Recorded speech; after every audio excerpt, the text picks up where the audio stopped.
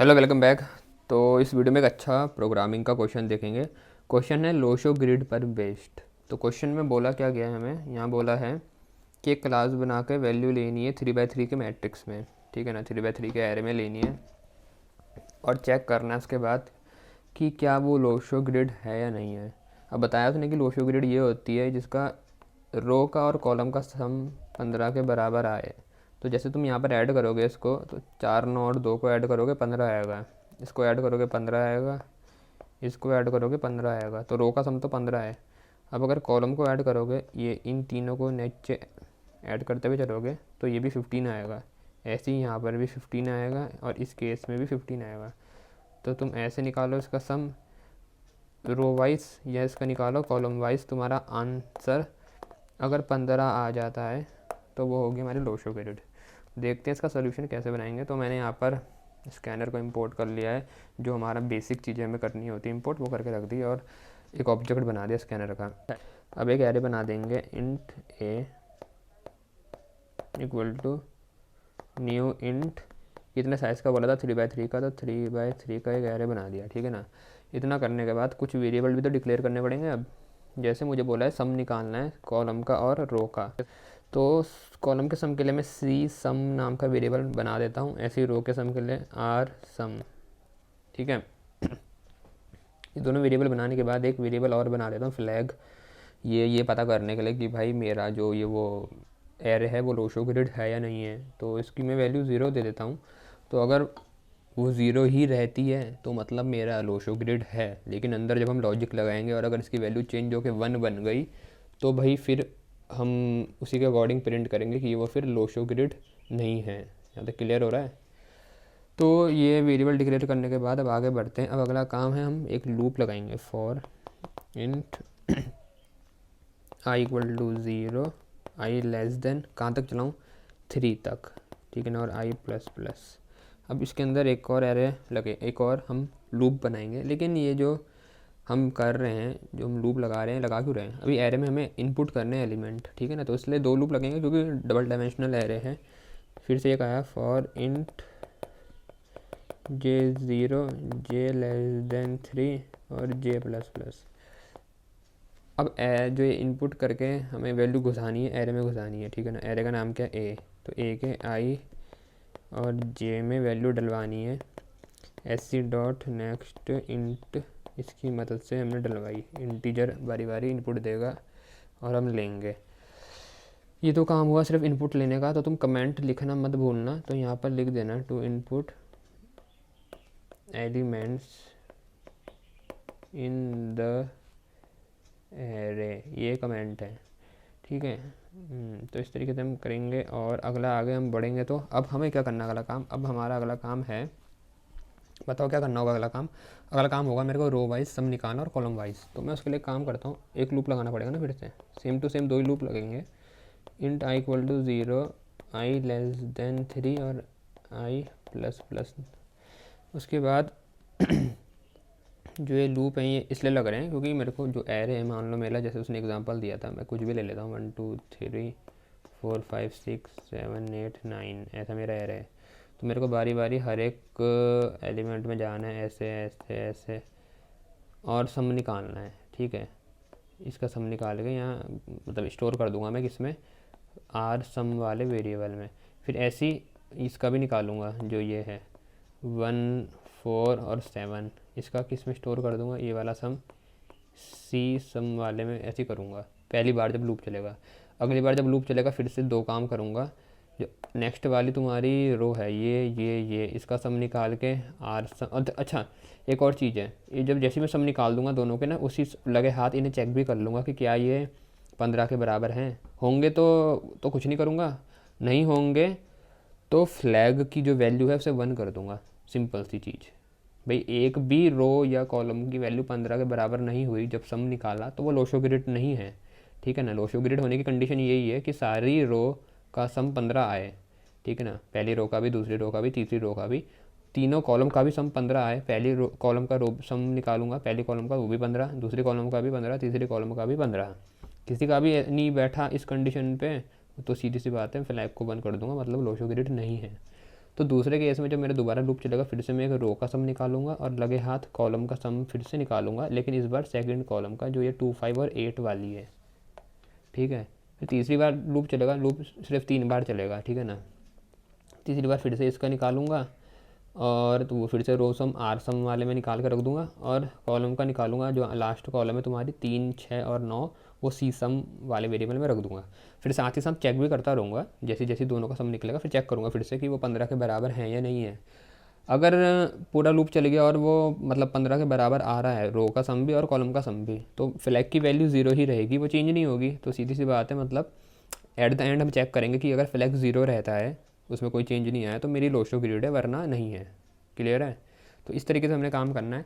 तो ये तो मैंने तुम्हें लॉजिक समझाया, इसे अब इम्प्लीमेंट कैसे करेंगे वो देख लेते हैं। तो जो ये लूप है, ये लगाने के बाद मैं यहाँ पर रो सम को 0 करके इनिशियलाइज कर देता हूँ, और एक और वेरिएबल है हमारा कॉलम सम, सी सम, इसको भी 0 करके इनिशियलाइज कर दिया मैंने। ठीक है, अब इसके अंदर जो दूसरा लूप लगेगा वो मैं आगे दिखाता हूँ तुम्हें।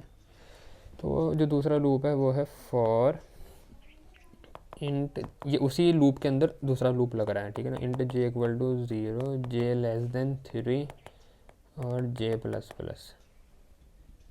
ठीक है, अब जब इतना ये जो लूप है हमारा, इसके अंदर हमारा काम क्या हो रहा होगा, ये इसकी बॉडी खोली और ये बंद करी, इसके अंदर हम रो का सम निकालेंगे। तो रो का सम हुआ आर सम इक्वल टू रो का सम प्लस ए आई और जे। ठीक है, अच्छा, तो कॉलम का सम क्या होगा, equal to C sum plus A, अब यहाँ उल्टा कर दूंगा, आई जे नहीं, या जे आई लिखूँगा। ठीक है, ये जे पहले है और आई बाद में। ये हुआ, उसके बाद ये लूप की बॉडी बंद। अब ये जो 2 लाइनें हैं, पहले थोड़ा इनको समझ लेते हैं। ये 2 लाइनें लिखी, क्या हो रहा है, जब लूप चलेगा मेरा बाहर वाला, जब 0 के लिए चला, आई था मेरा 0, तो अंदर जे कितनी बार चलेगा, एक बार जे 0 के लिए चलेगा, एक बार 0 के बाद 1 के लिए, एक बार 2 के लिए, ऐसे चलता है ना भाई, हर आइट्रेशन के लिए अंदर वाला लूप पूरा चलता है। तो हो क्या रहा होगा तुम वो समझो। आर सम में क्या हो रहा होगा, आर सम है जो मेरा, इसमें पहले जब मेरी वैल्यू आएंगी वो आएगी ए आई और जे। ठीक है, तो यहाँ भी आर सम है, आर सम प्लस ए आई जे, मतलब आई अभी यहाँ पहली बार में क्या है, आई है 0, जे भी है 0, तो ऐसा बना ए 0 0। अगली बार क्या बनेगा, ए, बताओ भाई, आई क्या है, 0 ही है, और जे इस बार 1 हो जाएगा अगले आइट्रेशन के लिए।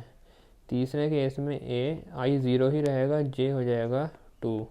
तो अगर मैं तुम्हें बोलूँ ये 0 0 0 1 और 0 2 कौन से एलिमेंट होते हैं, तो भाई 0 0 ये पहला वाला है 1, 0 1 है 2, और मतलब 0 1 2 है और 0 2 3 है। ठीक है, तो मतलब हम रो वाइज चल रहे इस केस में, समझ में आया ना। तो रो वाइज चल रहे, तो रो सम में तुम्हारा रो वाइज सम आएगा आर सम में। अब अगर मैं सी सम वाले की बात करूँ, जो यहाँ पर इम्पोर्टेंट है, तुमने क्योंकि ये ज़्यादा बार यूज़ नहीं करा होगा इस तरीके से ए जे आई करके, और जबकि लूप आई जे का चल रहा है इस तरीके से, मतलब कम यूज़ करते हैं, अगर जिन्होंने प्रैक्टिस ज़्यादा करी तो उन्हें पता होगा। तो सी सम प्लस ये ए जे आई हो रहा, ए जे आई हो रहा। अब लूप तो ऐसे ही चल रहा है, लूप जो ये दिख रहा है तुम्हें आई और जे वाला, ये तो ऐसे ही है भाई, लूप में कोई चेंज नहीं आया, बस चेंज हमने जो ये है एरे उसमें करा कि हम एलिमेंट कौन सा उठा रहे हैं।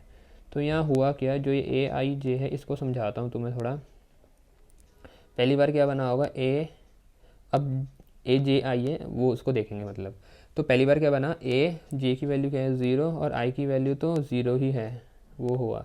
अगली बार ए, जब अगली बार लूप चला तो जे की वैल्यू बढ़ गई होगी, अब होगी 1, आई तो 0 ही है, दिख रहा है ना यहाँ, आई तो 0 ही है, बस जे की वैल्यू बढ़ रही है, तो इस बार जे हो गया था 1।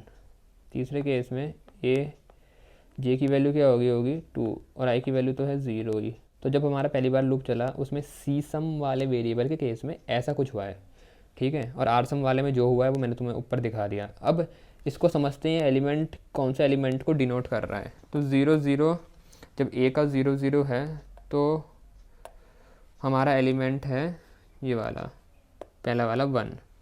अगला 0 0 के बाद क्या है 1 0, तो तुम्हें पता है ना 1 कौन होता है, 1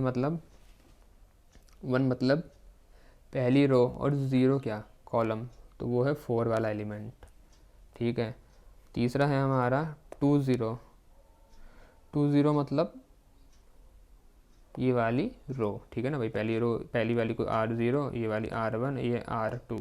तो जो हमारा डिनोट वो कर रहा है वो एलिमेंट कौन सा है, 20 वाला एलिमेंट ये है हमारा 7, ठीक है। तो मतलब इस बार हम कॉलम वाइज चले, तुम्हें दिख रहा है ना, 1 फिर 4 फिर 7 आया, किस में, सी सम वाले वेरिएबल के केस में। तो हमने एक ही साथ लगे हाथ एक ही लूप के अंदर, मतलब जो हमने लूप लगाया था उसमें दो चीज़ें हम कैलकुलेट करते हुए चल रहे हैं, एक तो आर सम और एक सी सम, कॉलम का सम भी निकाल दिया और रो का सम भी। जब ये काम हो गया हमारा, अब उसके बाद हमें करना क्या है, उसके बाद मुझे चेक करना है कि भाई ये जो निकाले तो हैं हमने आर सम और सी सम, ये 15 के बराबर हैं भी या नहीं है। तो इफ़ आएगा, इफ़ अगर मेरा आर सम अगर 15 के बराबर नहीं है, ठीक है, या फिर सी का सम, ठीक है, ये भी 15 के बराबर नहीं है, तो क्या करेंगे। तो इस केस में मुझे करना क्या है, जो मैंने एक फ्लैग नाम का वेरिएबल बनाया है ना, उसकी वैल्यू को 1 कर दूंगा, ठीक है। 1 इसलिए कर रहा क्योंकि कोई भी एक 15 के बराबर नहीं है तो मेरी लोशो ग्रिड नहीं रही ना, ये तो मैंने तुम्हें थोड़ी देर पहले समझाया। तो 15 नहीं है तो फिर बात ख़त्म, वहीं पर फ्लैग बन हो जाएगा। ये हमारा जो आउटर लूप था वही बंद करा मैंने। अब उसके बाद अब हम यहाँ पर चेक करेंगे कि इफ़ अगर मेरा जो फ्लैग है, फ्लैग इक्वल टू 0, अगर वो 0 ही रहता है, ठीक है, तो ये मैं लूप के बाहर लगा रहा हूँ, लूप यहाँ बंद हो गया है, उसके बाहर लगी है कंडीशन, ताकि पहले पूरा लूप चल जाए, पूरा वो देख ले, हर रो के लिए, हर कॉलम के लिए, उसके बाद हम फ्लैग को फाइनली देखेंगे, ठीक है ना। तो उसके बाद हमने देखा, तो हमने यहाँ पर एक कंडीशन लगा के लिख दिया भाई, system dot out dot println, बताओ क्या आएगा। अगर फ्लैग 0 ही रहता है तो हम क्या प्रिंट करेंगे, तो प्रिंट होगा लो शो ग्रिड, मतलब वो लोशो ग्रिड है। उसके अलावा ये नहीं होता तो क्या प्रिंट होगा, else system dot out dot println not a Lo Shu grid, ठीक है भाई, ये हो गया प्रिंट। मुझे उम्मीद है यहाँ तक तुम्हें समझ में आया होगा। उसके बाद भी कुछ काम है, यहाँ मेन क्लोज होगा, यहाँ क्लास क्लोज होगी, और अपनी कुछ कमेंट हैं वो डाल दिया करना, 4-5 कमेंट तुम्हारे प्रोग्राम में होनी चाहिए। बट इसका मतलब ये नहीं कि तुम उसके पीछे बैठ के पूरा टाइम वेस्ट करोगे। अगर तुमसे कमेंट में टाइम ज़्यादा लगता है तो जैसे तुमने क्वेश्चन करा, फटाफट 1-2 कमेंट यहाँ डाल दो, जो नीचे मैं तुम्हें वैसे हर बार बताता हूँ कि यहाँ पर मेन क्लोज्ड, और यहाँ पर क्या क्लोज किया, क्लास क्लोज्ड। ये तो कोई 2 कमेंट, इतने से काम नहीं चलता, ठीक है ना। तो इसके अलावा भी जो मेन कमेंट है वो भी डालनी है, जैसे मैंने यहाँ डाले 2 input element in the array, एक तो कमेंट ये हो गई, 3 हो गई। दूसरा उसके बाद कहाँ लगाया, लॉजिक कहाँ लगाए, यहाँ। तो यहाँ तुम लिख सकते हो logic to calculate row sum and column sum, to calculate row and column sum, ये होगी तुम्हारी 4 कमेंट ने। उसके बाद एक और चीज़ यहाँ पर चेक करोगे, यहाँ पर कि चेकिंग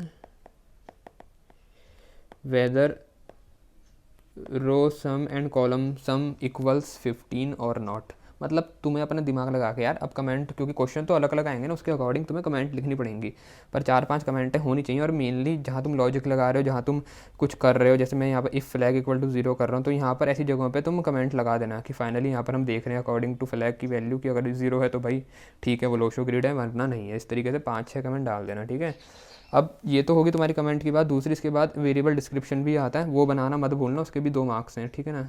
वेरिएबल डिस्क्रिप्शन, अगर तुमने देखा होगा, पहली बात तो ICSE का जो ये एग्ज़ाम जो ये क्वेश्चन है इसका सोल्यूशन देखोगे तो उसका गलत है, यहाँ पर उसने गलत तरीके से वैल्यू निकाली हुई है, ठीक है ना। सी सम के केस में मतलब उसने दोनों में एक ही चीज़ कर रखी, तो वो तो गलत है। लेकिन उसमें तुम देखोगे तो वहाँ पर लिस्ट ऑफ वेरिएबल के 2 मार्क्स हैं, लिस्ट ऑफ वेरिएबल के 2 मार्क्स बोले हुए हैं, ठीक है। अब तो तुम्हें वेरिएबल डिस्क्रिप्शन बनाना आना चाहिए, इसकी मैंने सेपरेट वीडियो बना रखी, तो तुम उसको देख लेना, किसी को नहीं मिलती मुझे बता देना, मैं उसे लिंक दे दूँगा, ठीक है। तो देख लेना, बस मैं ये बता रहा हूँ। तो ये कुछ चीज़ें जिनका तुम ध्यान रखना, जिससे तुम अपने मार्क्स, मतलब वो होता नहीं कि 90 के अबव तो लगभग जैसे सब ले आते हैं, बट वो होता है कुछ होता है जो 100 ले आते हैं, तो 100 वाले बच्चे यही चीज़ों का ध्यान रखते हैं कि कमेंट वो नहीं छोड़ते, कमेंट करके आते हैं। दूसरा, वेरिएबल डिस्क्रिप्शन बनाएंगे, तो ये कुछ चीज़ें जिनका ध्यान रखना। तो भाई इस वीडियो में इतना ही था, उम्मीद है समझ में आई होगी। अगर समझ में आया है तो लाइक भी कर देना भाई, लाइक भी कर देना, सब्सक्राइब भी कर लेना और शेयर कर देना, ठीक है। और फिर मिलता हूँ किसी और वीडियो में। Thanks for watching.